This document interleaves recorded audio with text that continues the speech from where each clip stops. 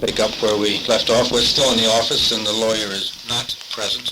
This is side two. Side two. Okay. See, Clarence was asking something? Yes. Did you, of your own personal knowledge, know if Oswald had any trouble with his wife? Did he ever talk about it, or any way you had any knowledge of it? No, sir, I did not. He never mentioned anything to me that if they had any family problems. Right. How about the neighbors? Gossip type things. Not to my knowledge. Now, like I said, I only lived there with my sister, and I was gone during the day, and I actually didn't know a lot of the people that lived there in the neighborhood. I heard you talk about the kids in the neighborhood having a high opinion of Oswald as being a nice fellow and so forth. Did you ever know a kid about 14 years old, boy, white male, travel with Oswald? No, sir, I never seen anyone of that description with him. When you would go to work normally on a normal day at the book depository, where would you usually park your car? We had a parking lot that was down, as I mentioned earlier. We had another building that was several blocks away. Well, we had an employee parking lot there, and we parked inside that parking lot, Right. which was right beside the building there. Okay, now, there were a lot of implications and a lot of talk and things about curtain rods. Oswald taking the curtain rods to work with him, and they seem to have put some implication that he took a weapon or something of that nature, or the rifle that he used to work with him on the day that he went there. I know that some of the testimonies and things that I've read has pointed in that direction, and that's probably a very delicate part of this investigation as far as you were concerned. Can you tell me about those curtain rods and how they got in the car in the morning that you took Oswald to work and all of that? Can you just start on the 22nd of... About the Maybe better 21st. try on the 21st. Well, let's start on the I'll tell you, 21st. before we get into that particular itinerary, if we got any more miscellaneous questions. Do you have any more? I don't have miscellaneous questions, but I got some more questions. All right. Okay. We just want to keep the thing in Okay, now you parked way down the other end, down the other yard now, when you left your car. Your car stayed there during the daytime. Yes, sir, that's correct. Did you lock it up? Yes, sir, I did. Do you usually lock your car? Yes, sir, I do. Are you in the service, reserve, or Air Force, or something like that? No, sir, not at the time being. Were you in the reserve? Would you clarify that at what time, well, you mean, Well- why was I in the reserves when I was working at Texas School Book Depository? Is that what you're referring to? Not necessarily, but well, you were kind of young then. You were about 19. Yes. You weren't in service then. No, sir, I was not. All right. How about after you left there and you went into service for a while? Then Okay, sir, I said previous that I worked there at Texas School Books up to the end of July of 1965. I then went into the U.S. Army. I was drafted. I went in for 2 years. I did my time. I came out of active duty, and if you are familiar with the military obligation, you owe this country 6 years. And you can fill it in a various of forms. You can either do 2 years active, on duty. You can do 2 years active reserve and 2 years inactive reserve. Or you can take and bring it up to any combination that works out to 6 years. What I did at the time being I was young, I didn't have any hopes of making the military my career, so I did my 2 years and I got out of the Army and I resumed work back like I had before, but I did not go back to Texas School Book Depository. okay. Now He did ask you, I just got a few questions. I'm going to run through them as fast as I can. You don't have to elaborate on them. Just some questions that as we were talking came up. And it seems that they got some other questions they want to ask. You can get into that. But you said that you knew Jarman, right? A junior, Yes. as we called him. You Yeah. call Jarman Junior. Yes. Okay.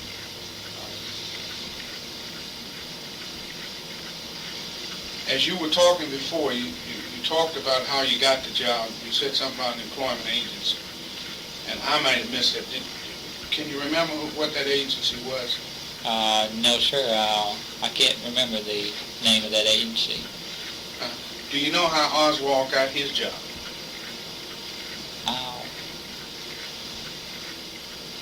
Well, he came in and he applied for the job, but as I said earlier, some of the women there in the neighborhood, they used to get together and they'd have coffee and so forth in the morning, and my sister knew that I had been working a lot of overtime. And so she asked me, she says, do you need any more help down there? And I said, well, I don't know. I said, you have to check with have to come down and check with Bill Shelly or Mr. Trudy.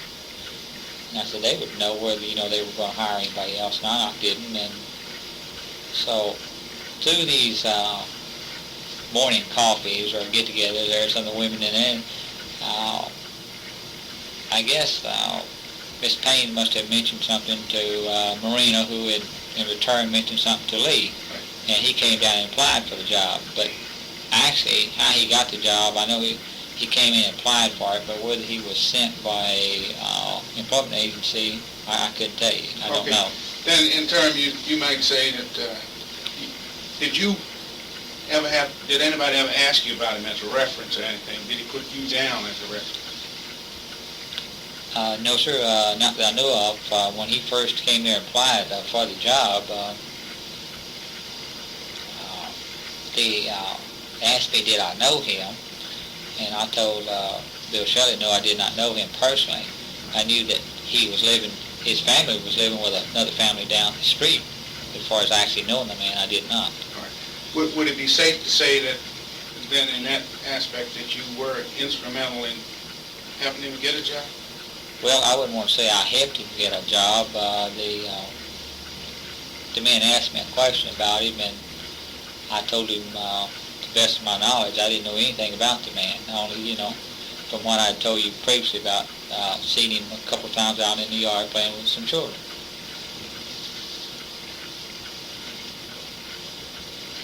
Well, we talked about the other building being down the street. Oswald have occasions to go down there at times? I don't know where Bill ever sent Lee down to the other building to work or not. I couldn't say. Who was his immediate supervisor? Right over top Oswald. The supervisor that was over Lee was the same supervisor as I had, was Bill Shelley. How about identifying people that work actually in the depository? Some of them you can't remember their names. Do you think if I were able to produce a photograph of people around and in that building, that you could pick out the ones that actually worked there? I wouldn't say I could pick out everyone, but I could pick out the people that I knew. Right. That I had come in contact, and I knew that worked there in the depository in the capacity of either as a co-worker of mine or worked for one of the publishing companies which had offices up on like the second, third, and fourth floors. Right.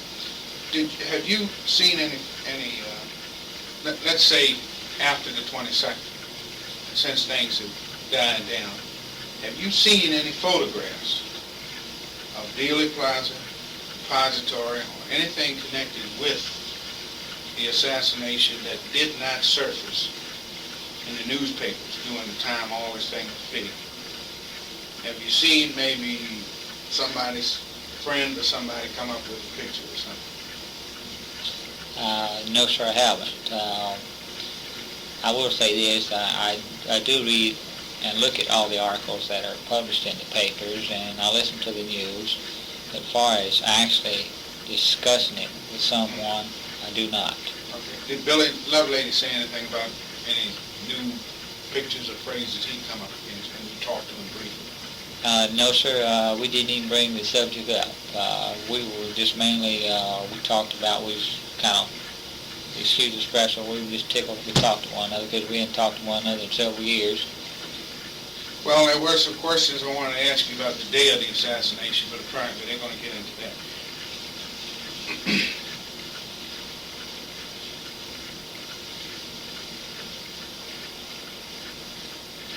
What time did this, usually on a normal day, what time did this truck, the catering truck that came by, what time did it usually hit around the building? Was it on noon time, or was that a means of knowing it was lunchtime, or did it have just no special time to come up there? Okay, if you check with the catering trucks and the catering service here in the Dallas-Fort Worth area, I think you'll find that the drivers that work for these catering services, they more or less have kind of routes, and they learn the break times of the companies and so forth, and they make it up on their own to be there at the proper break time, so that therefore they can sell their merchandise.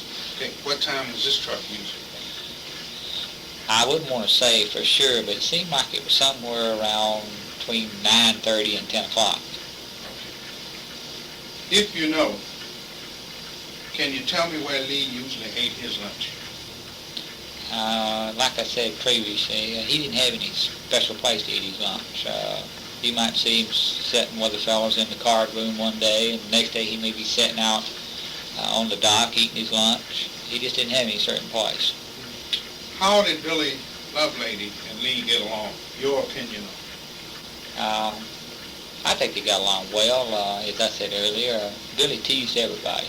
Billy is the type of guy that has an outgoing personality, and he loves to tease people. He loves to laugh, and he has, like I said, a very good outgoing sense of humor, and creates a lot of laughter.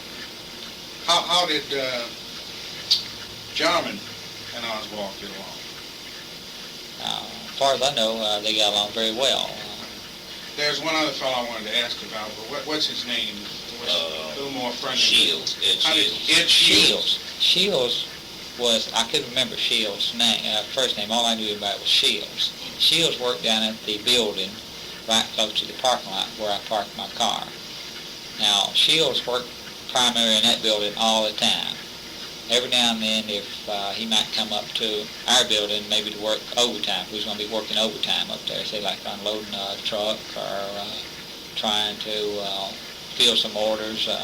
Shields would come up and give us a hand. Primarily, like I worked in the building there on Elm Street. Shields worked down in the other building.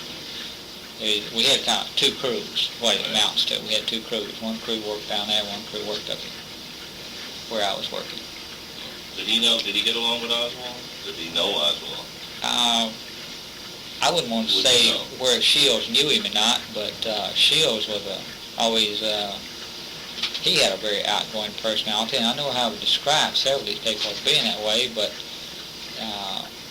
we got along very well. I think everybody worked there. We all kidded one another, teased one another, just like normally a group of men does on a job where you have several, or you have a shift of people working together. It's more like a big happy family. We talked about, things that most men talk about, talk about the sports or whatever, time of year is what's going on,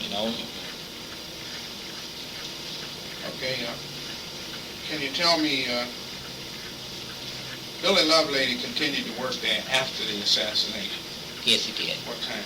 Did you leave first or he left first? I left first because I was drafted into the military. Okay. Let's say a day or two, Monday or Tuesday after Oswald's death, after getting shot and so forth. Did Billy Lovelady discuss the assassination, Oswald, the fact that you drove to work with him? Did you get into a conversation with him about Oh, I would say this, that after this happened, as I said previously, I think it was a pretty close-knit group of people working together. Sure, we talked about it off and on, but,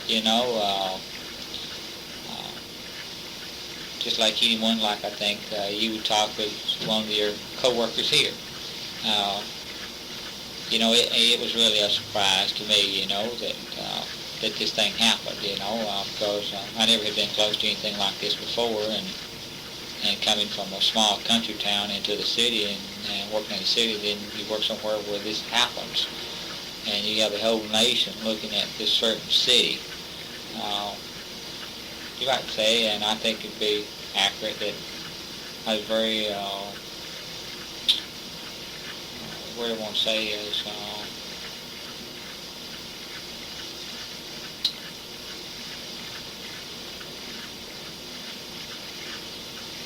this wasn't something common, I was just a victim of circumstance. It was just there, and I think it could happen to anybody in any city, Without getting into the day of the assassination and all that, without going into it too deeply, I don't want to touch on what they're going to talk about, but what was the general feeling of the people in that building about Oswald in connection with the assassination? Did they feel he did it? Did they feel he not did it? Just the general scrape off the top, what was their feeling in reference to it? Well, I can't speak for everyone. I can only primarily speak for myself. Like I tried to say there just previously, I don't know exactly how to put it, but I don't know how to put it in words, but I just couldn't believe that it had actually happened. Okay, all right. Did you, as long as you rode with Oswald and everything, did you ever hear him say anything about going to Mexico? No, sir, I never did. He never discussed any trips with me at all. As I said previously, Lee wasn't a big talker. Okay. All right, now I just got a couple other questions I'd just like to touch on very briefly. Did you actually give a written statement to anybody? Can you tell me, I'm speaking in, what I have in mind is the FBI, the CIA, the Dallas police, or any other investigative unit, did you give any actual statements to them? I mean, a statement where they took the statement and you signed it. I know all during this time, I know like when I went for the Warren Commission and testified there, I know that they took, I have some copy of some transcripts like what I'm doing here. Actually, they talked to me. I have some of those.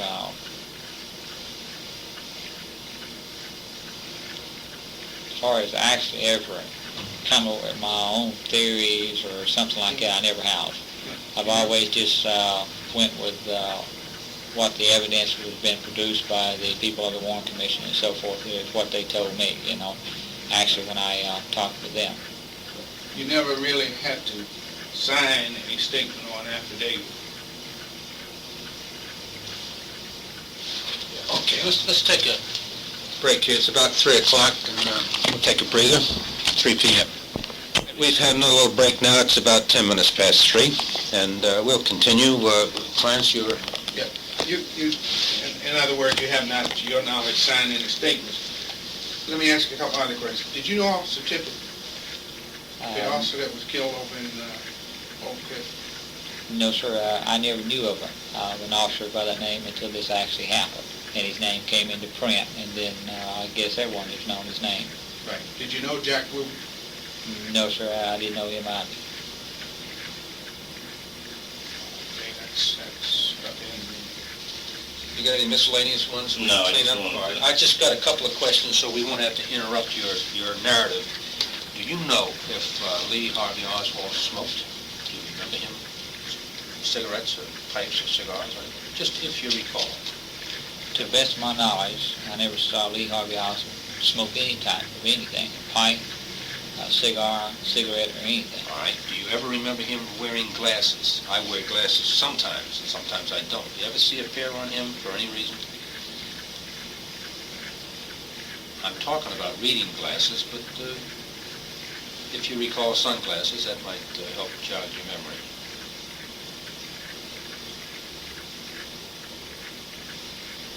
Not to my knowledge, sir. All right. Let's talk just briefly about his clothing. Did he wear different clothes than most of the guys?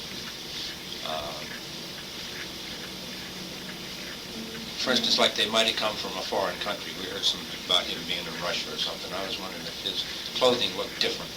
Give me the texture of his clothing. Anything. I figured you'd be a good man to ask. You're in the clothing business. As you think back about it, did his shoes look any different, for instance? Different color, different material, different style? He was dressed a little bit different than some of the guys worked there. Most of us, just wore Levi's and T-shirts or something like that in the summer months because it was hot.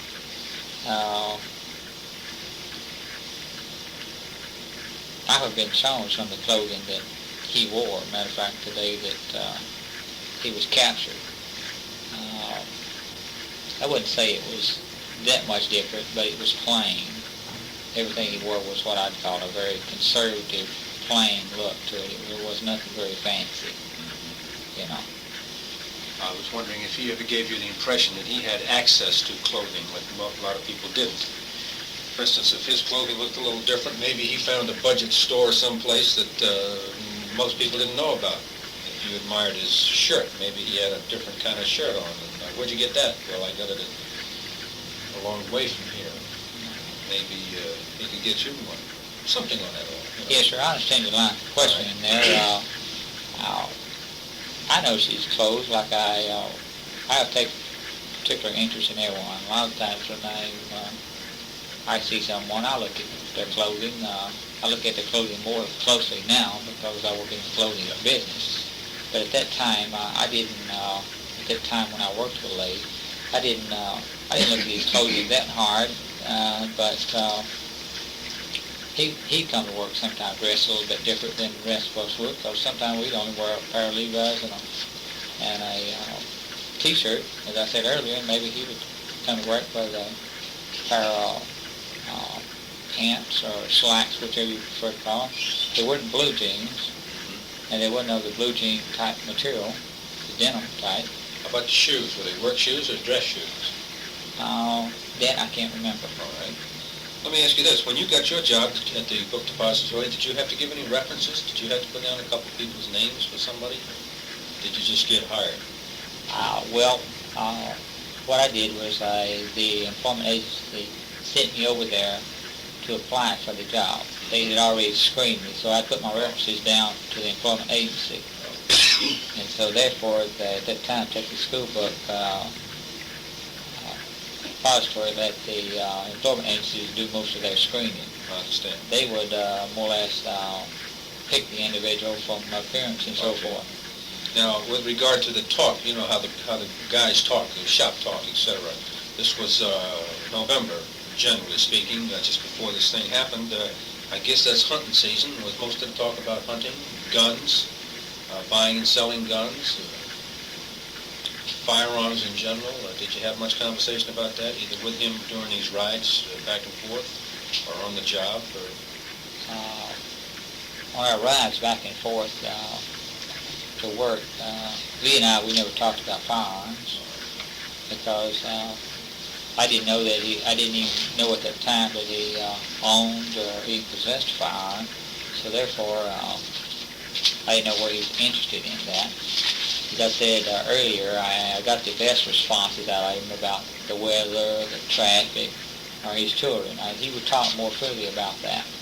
And I kind of concentrated on it and trying to, rather than make the trip or the ride back and forth while I was commuting dull, I would kind of center my conversation on that because I could get an answer out of him. And at that time, that seemed to me what he was more interested in, was talking on that subject. So I stayed with those subjects. I didn't get off on anything else.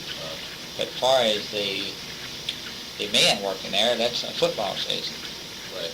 And yeah, either college or high school or pro. Right. And you know, at that time, Dallas wasn't doing too well in the pro ranks. Right.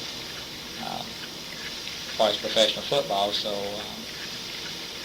I still am. I still watch college football a lot. I make a lot of my own predictions on the outcomes of the games, and a lot of the conversation revolved around, you know, the sports area, because that's what most of the men that worked there, we had that was more of a common barrier, because everyone mostly liked sports that worked there. You weren't in on conversations about, why don't you, I got a certain kind of gun, can we trade guns or swap guns, or you might, you more interested in buying a gun I got? We're interested in firearms, that part of it. No, sir, I never talked to him about that at all, because, like I said, I didn't know he was even interested in anything like that, and being from the country, a lot of times I found out that people coming from the city, they not only don't possess or own one, they never even fired one, so therefore you can't discuss something with someone that you don't know anything about. How about yourself? Were you coming from the country? I guess you were indoctrinated with guns or rifles or shotguns or... Yes, sir. My stepfather, I guess one of the first actual firearms I ever fired, other than like a BB gun or a pellet gun, was a .22 rifle. And he would sometimes take me out and let me, you know, shoot at tin cans, but only under his close supervision. Okay. And from there I grew on up, you know, as after I got older, you know, sometimes I'd go out, you know, squirrel hunting with one of the boys I went to high school with. In 1963, did you own a gun? Yes, sir, in 1963 I did own a gun. What kind was that? I owned a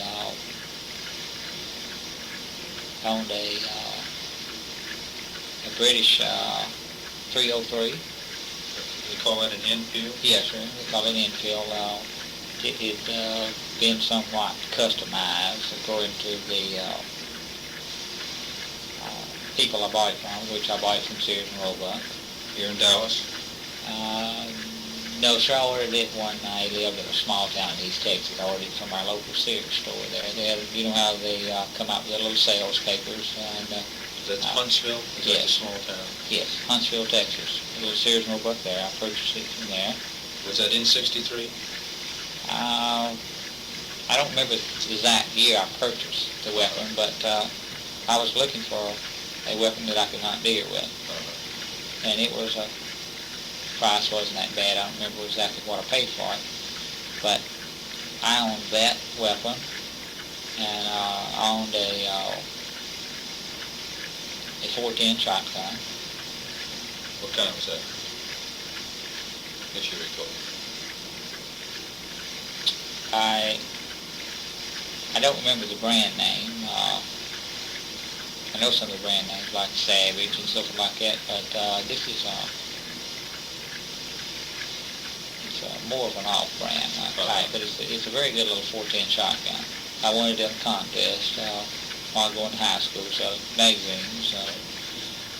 I took FFA, and we had a sale contest on farm magazines, and I won it by selling magazines. I don't know what FFA means. FFA is Future Farmers of America. Oh, okay.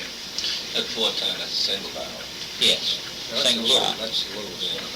All right, now just one other question, a little out of context, but did you ever meet Marina, that's Oswald's wife? Or he had a mother by the name of Marguerite? You know, the family.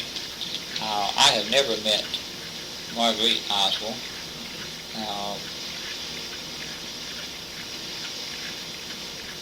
I'm not sure where I've actually ever met Marina or not. I know, as I've said earlier, that my sister, you know, talked with some of the women in the area. Now, I have seen her, like, walking up and down the sidewalk with children. As far as actually really knowing and talking a lot to Marina, I don't think I ever have. Well, if you did meet her, you didn't really get to know her. She was just a lady in the neighborhood that had a young child or two. All right. The only other thing I can think to ask, just to more or less clear the decks, would be, did Oswald ever give you, or did you ever see him reading or carrying what I would call a leaflet, something about maybe political purposes to it, about Cuba, about Russia, about politics here in the country. You know how they pass out this stuff from some time or another with a political idea behind it one way or another. Yes, sir, I understand what you're saying. No, sir, I never have. Now, I've seen articles and so forth said that where he was active in, they got in New Orleans giving out pamphlets and so forth like that. But actually, ever seeing Lee with any type of leaflet or propaganda like that, I never have. He never showed me anything like that. All right. Now, we can just get into this chronology. Now, we understand that basically you had an arrangement with Oswald that you rode him to work, from work on Friday nights, and then you took him back to work on Monday mornings. Now, as far as Monday afternoon and Tuesday and Wednesday and Thursday were concerned, he just went to his other place, and you were not concerned with that. So there was one deviation from this Friday afternoon, Monday morning arrangement you people had, and that happened to be November 21st, the day before the assassination. For some reason or another, he rode home with you on Thursday night instead, if that's correct. Is that Yes, about that right? is correct. All right. If you could kind of tell us from the ride home why, to begin with, you rode him home on Thursday nights, and then we'll just tell us how it developed riding to work the next day. Okay, how that all started was that I was busy filling the order, and he came up to me and he said, if you don't mind, I would like to ride home with you this afternoon. I said, okay. And as I was later on working, I realized it wasn't Friday. And so when I saw him again later on that day, I said, today's not Friday. He kind of grinned and said, I know. And I says, he said, yes. He said, I want to go out to Irving to pick up some curtain rods. He says, Marina has made me some curtains for my apartment. So I said, very well. And I never did ask him anything else about it, why he wanted to go out. And that was it. I asked him a question, he answered me. And the man never had deceived me or lied to me before, so therefore that was closed. And so he rode out with me on Thursday afternoon. And we went on out to Irving, as we normally would have on Friday, and nothing was irregular about that, only other than the day. And then the next morning was the 22nd, of course. He came up to the house for which I was staying. He did not come in. He went right straight on to the car. He was carrying a package with him. I was sitting at the breakfast table, eating my breakfast, along with my sister's children. And my sister was over at the, how would you say it, the kitchen sink there, where she was doing something around the kitchen sink there. I don't know whether she was washing dishes or what she was doing. She was over there doing something. And she told me, she says, you better get a hurry on. She said, must be late, because says, here comes Lee. So I says, okay. So I began to eat my breakfast a little bit fast. Well, when he came on, and he went on out to the car. He put his package on the back seat. And he stayed outside and waited for me out there. So I finished eating my breakfast quickly and went on in, brushed my teeth, and come back and picked my lunch up, which my sister had fixed for me. And I went out to the car and got in the car. As I was getting in the car, I just kind of glanced in the back seat, and there was the package there. Well, I didn't look at the package in a great detail. I asked him, I said, what's in the package, Lee? Or something very similar to that wording. He says, oh, don't you remember? He said, that's the curtain rods I told you I came out to pick up. I said, oh, that's right. He said, Marina had made you some curtains, and you need the rod to put your curtains up. So we went on, and we rode in to work as usual, like we would any Monday morning, except it was a Friday morning. And today it was kind of a foggy, kind of misty day, you know, and it'd been in the papers earlier that today was the day that the President of the United States was coming to Dallas, and it'd been talk over that, you know, guys at work and so around, you know, a lot of people said, well, finally the President of the United States is going to come see people of Dallas, you know, actually see how they live, you know, and maybe get where they actually see him rather than just see him on TV. You'd actually get to see him yourself. And there wasn't anything highly unusual about the whole thing. We went ahead and went down to the parking lot, which he always rode down to the parking lot with me, and the car I drove in, the old car, it had the indicator on there where you actually see where your battery was charging good or not, and the old battery was old, and so when I pulled up to park, I put the car up in park, and I just kind of idled the car for a little bit, and I was sitting there letting the battery charge, and he sat there temporarily, and he asked me what I was doing. I told him, I said, well, I'm going to go ahead and let the car run a few minutes, because I said, it's a little bit hard to start out there. I said, I think my battery is going down. And so he said, well, I'll go ahead and go on up to work. I said, okay, I'll see you up at work. And so he gets out, gets his package, and takes off, walking up by the tracks up toward where we worked. He worked in the same building I did.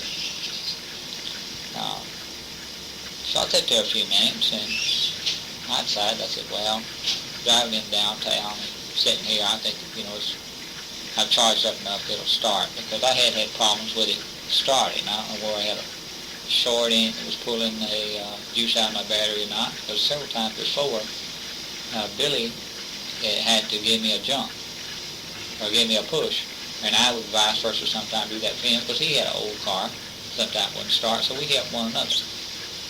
And Lee, while I was sitting there, charging up my battery, Lee had started off, as I said earlier, walking on up toward the other building. Well, I didn't pay that much great deal of attention to him or what he was doing. Now, I got out of the car and for my lunch and so forth, and I was walking. As I was walking along, a lot of times in the morning, I used to watch the locomotives switching the cars back and forth, and it's kind of amusing to me, being so close to downtown Dallas there, you know. It was kind of like out in the country in a way, but it was right downtown Dallas.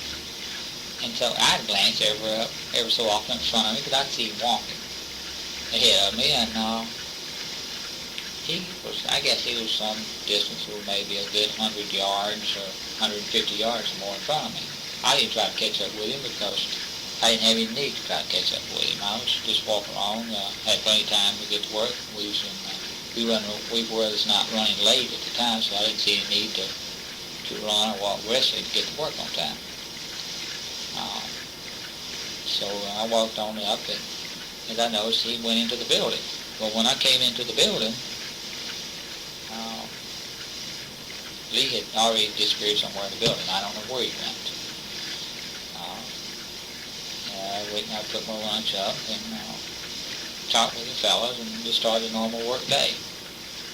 And I know that morning some of the fellas just talked about it and said, yes, we won't be sure, because we won't be sure to see the parade today, because they already told everybody who worked in the building there, even the officers upstairs, and they'd come out on been out in the papers, and I think on the radio and TV what time the parade would be, so we allowed it. They said everybody would get to watch the parade and stop work. You know, if it wasn't lunch hour or something came up, the parade was late, well, you know, we'd still get to go out and stop and see the parade. So there's no talk about that, you know, off and on during the morning. You know, people was excited about that. And someone said, well, we sure have a good, you know, opportunity to see, you know what I mean? Says, we're right here, it's going to come right here by the building.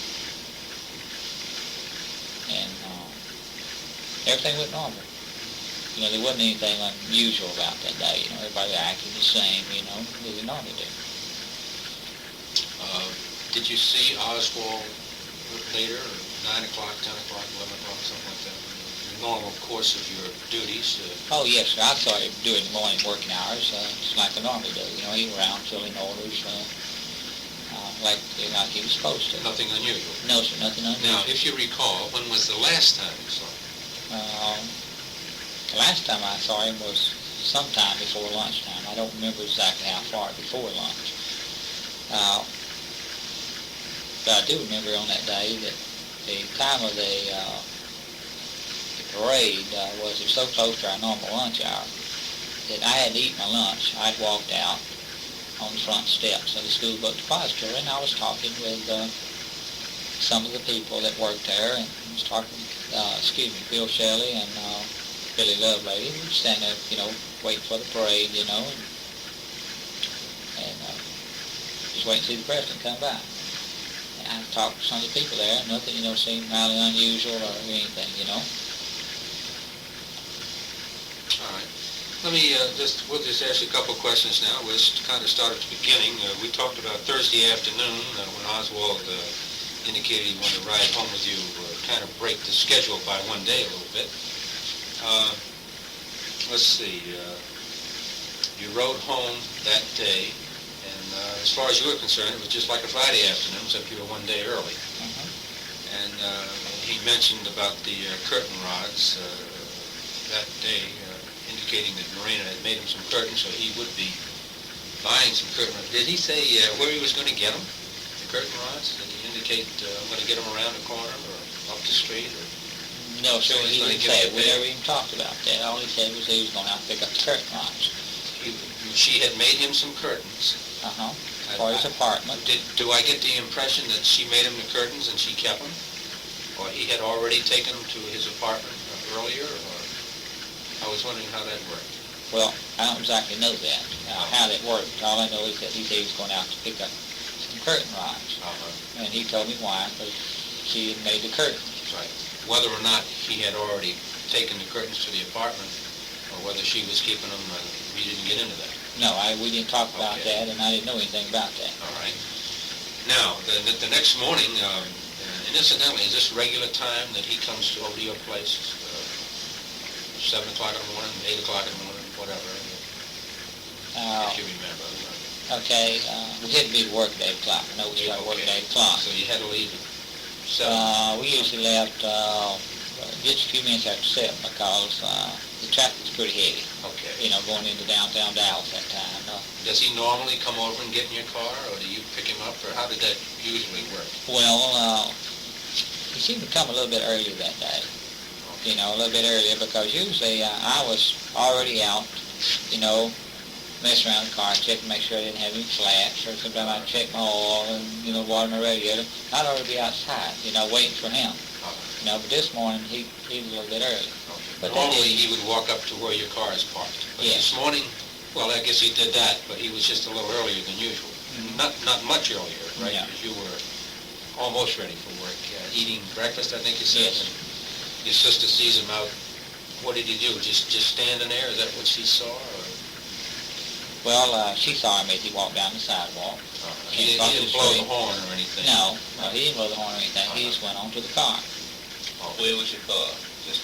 The car was parked beside the carport. Oh, it wasn't in the driveway like No. No, it was outside. No, where they live there, they just had the one-car garage, and I used to just park right there beside the little carport type of garage. No. And that way, in case, they wanted to back the car out or something like that, they didn't, I wouldn't have to get out and move the car. So anyway, he just sat down in the car and waited for you. That's about the way it was. When you walked out there, he was in the car. No, so he was, if I remember correctly, he was just standing right outside. Standing beside it. He was standing beside the car. Oh. Like as if, he was just waiting, for me to come outside. Now I got the impression that he put the package in the car. Yes, sir, he'd already put the package in the car. Now, let me see. You always locked the car. But he didn't have any trouble putting the package in the car. Well, I know I've told you that previously, that I always locked the car. Well, I did, but if I remember correctly on that old car, I believe one of the back doors, you try to lock it, but you couldn't lock it. It looked locked, but it wouldn't be locked. Usually it's a button, push the button down, like on the windowsill. But to the best of my knowledge, that was the thing was wrong with the car. You know, you can make it look like the door was locked, but it wouldn't. You can just push it and it'd open right up. This was one of the odd parts about that particular car, and I guess Yes, he it was he old. knew that. He figured that one out. I guess you have. Okay. He figured that one out. I guess you have. Okay. All right, well, anyway, so when you get in the car, he gets in the car, and then you just see the package, and he tells you this is a... Yeah, this is as I a was curtain getting in the car and sitting down, I glanced over my shoulder, similar to what I was doing, and I asked him, I said, what's the package? And he said, oh, don't you remember? He said, that's a curtain rod. Or he said something very similar to that phrase. He wouldn't have said, if you remember, he wouldn't have said curtain rods and the curtains. He was just talking about curtain rods. Yes. All right, it seems that they just kind of go together. I was just want to clarify that, if you remember. All right, so you're driving to work, and there's nothing remarkable happens driving to work, and you just park, and he leaves a little before you do, because you're trying to kind of add a little bit to this battery that's might be acting a little weak. So he just goes ahead and walks ahead of you, and you're not running late, but so you got a couple minutes to kind of rev up the engine and strengthen the battery a little bit. But when you get out of the car, he still hasn't made it all the way into the building, because you can see him, and he's carrying his package. Because there's no sense in running to catch up with him. There's no particular purpose. Do you remember that particular day how he was dressed?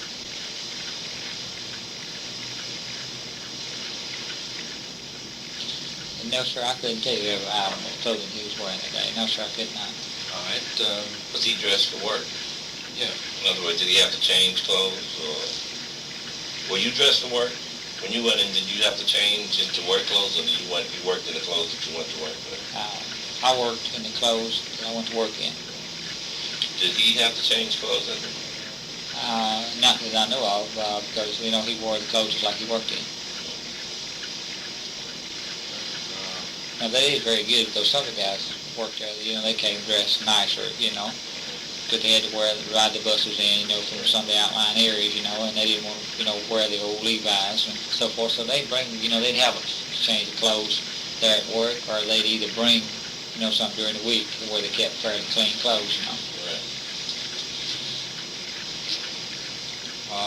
When nothing unusual happened during the morning, he just went about his business, and I guess you went about yours. Yes, sir. And the parade was going to be the only thing to make that day a little different than any other day, but that wasn't until around lunchtime sometime. But when lunchtime came, let's see, did you see Oswald around lunchtime? I might just walk off. Thank you very much. Yeah. Let's take a short break here at 3:38. All right, it's 3:45. We've had a couple-minute break here. We will continue under the same circumstances. The attorney is still absent, but we're still in the office with Mr. Frazier and Maxwell Day and myself. So, in any event, we were recapping on this on the 22nd of November, and as I say, you got to work, and you had or had not seen Oswald about lunchtime. I don't remember whether you said you saw him. I know you said you had seen him just going about his regular duties, but in terms of lunchtime, was he around then?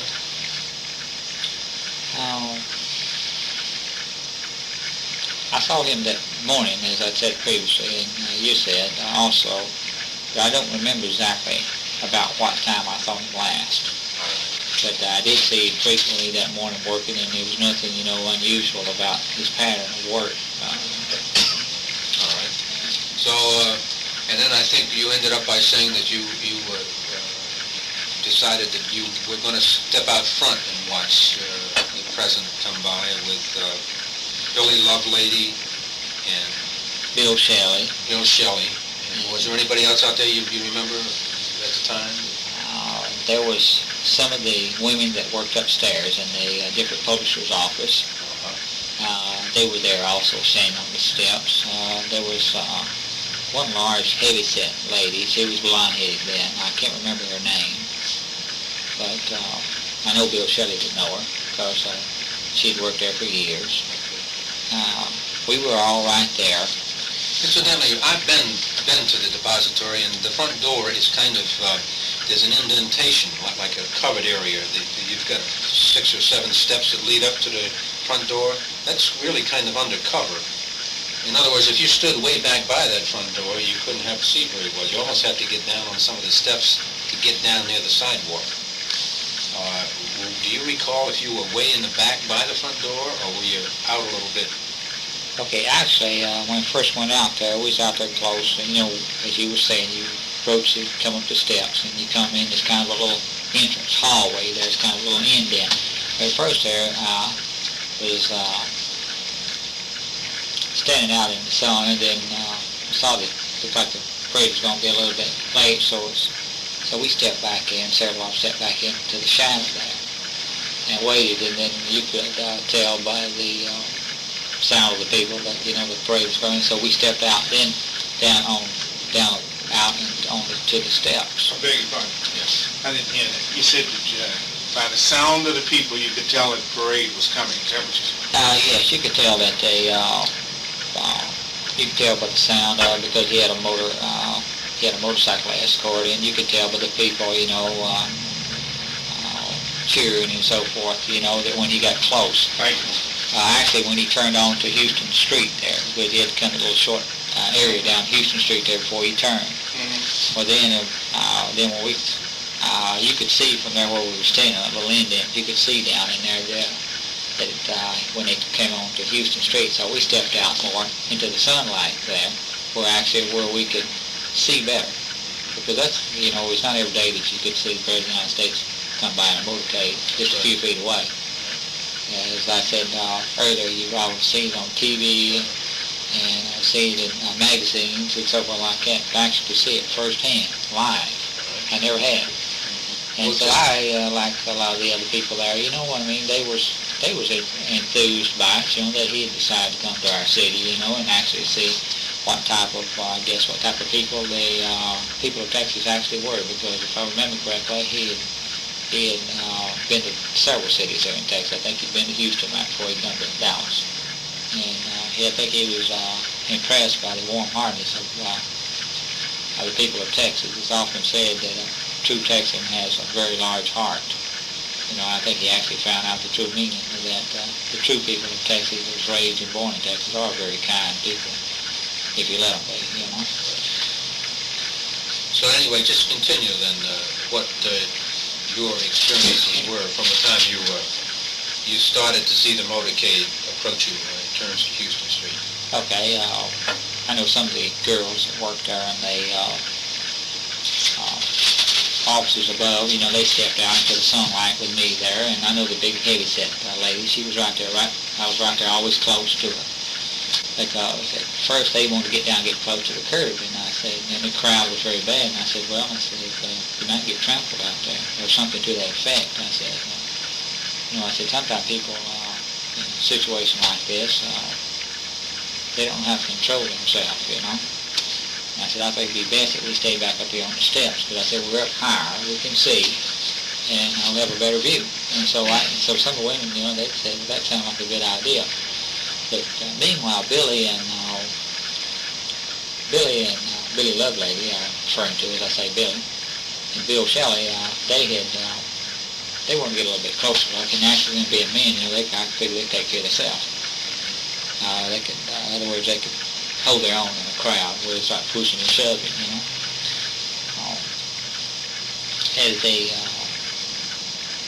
As they approached there, as the motorcycles approached there to the where they turned off of Houston Street onto the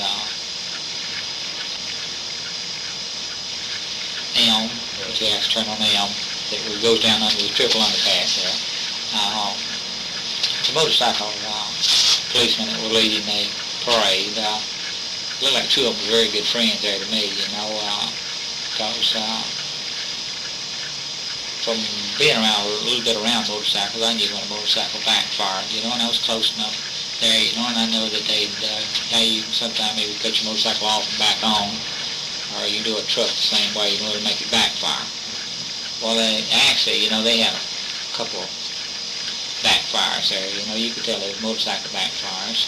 And then a motorcade even, came around the corner there. And he was headed down toward the... I just heard the click of a tape here. Yeah, they use Just a minute, I think we just ran out. We'll take a break now at another tape. 3:53.